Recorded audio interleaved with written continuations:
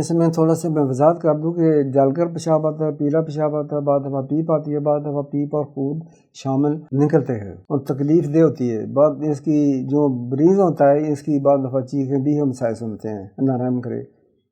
تو یہ برے طریقے والی چیز ہے، برے طریقے سے آتی ہے، برے طریقے سے ہی کسی دوسرے مرد کو یا عورت کو لگتی ہے۔ بہرحال علمی شرح آپ نے 50 گرام لینا ہے۔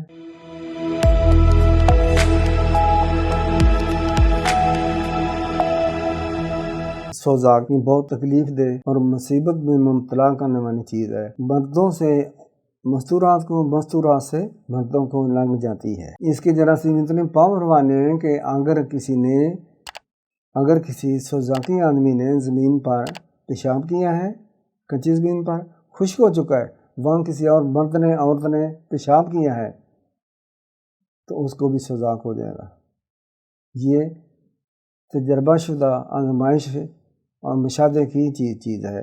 بہرحال یہ بہت ہی نامراد چیز ہے۔ اس میں تھوڑا سا میں وضاحت کر دوں کہ جل کر پیشاب آتا ہے، پیلا پیشاب آتا ہے، بعض دفعہ پیپ آتی ہے، بعض دفعہ پیپ اور خون شامل نکلتے ہیں اور تکلیف دہ ہوتی ہے۔ بعض اس کی جو مریض ہوتا ہے اس کی بعض دفعہ چیخیں بھی ہم سنتے ہیں، اللہ رحم کرے۔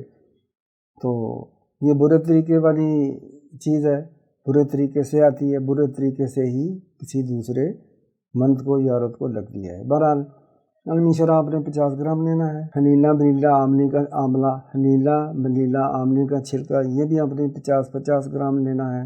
دھنیا آپ نے یہ 100 گرام لینا۔ ان تمام چیزوں کو آپ گرائنڈ کر لیں۔ اب اس کی مقدار خوراک یہ ہے کہ بڑی چمچ صبح کو، دوپہر کو، رات کو دودھ والی لسی سے لینی ہے، جس کو کچی لسی کہتے ہیں۔ آپ 4 دفعہ بھی لے سکتے ہیں۔ انشاءاللہ آپ کا سوزاک چاہے 20 سالہ ہو ٹھیک ہو جائے گا۔